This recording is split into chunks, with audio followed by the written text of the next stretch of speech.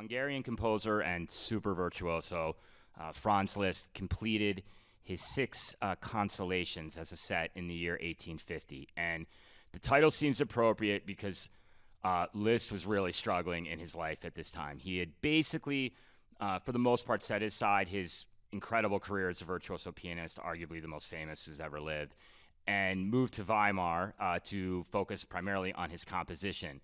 And that's the era that these pieces hail from. But Liszt at this time was fighting simultaneously with his lover, his 2 daughters, his ex-lover, who was the mother of his 2 daughters, and his own mother, all simultaneously. So he had a lot of fights going on a lot of different fronts, and he was dealing with a lot of personal disappointment, too, at the court of Weimar. He expected higher standards from the musicians there.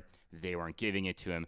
And so he was sullen and depressed in the year 1850. And so that prompted him to finish this set of really elegiac pieces that are kind of meant to bring consolation or comfort to a troubled soul.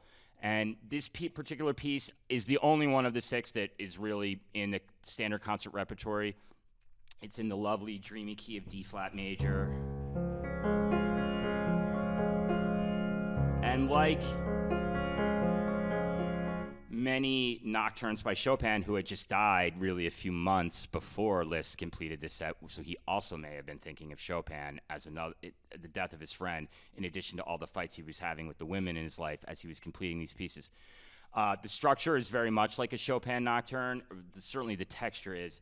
It's a low ringing bass note, and then the harmony filled in the middle, and then a beautiful bel canto melody on top that a singer would love.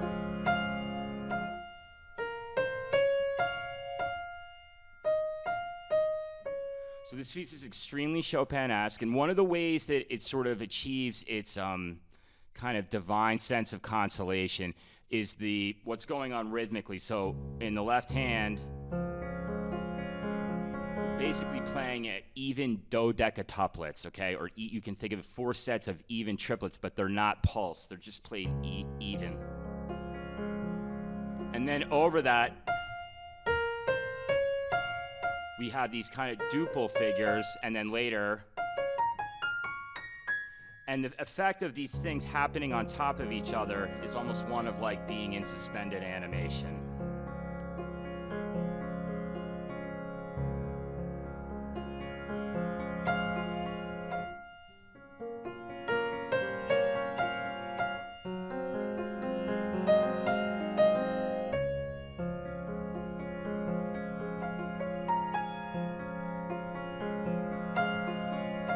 So on and so forth. So this piece is one that it works great for events where there might be some kind of sorrow. It's not a particularly happy piece, but it is a piece that by the end gives you kind of a sense of comfort if you're facing difficult times, and it's one that I absolutely love.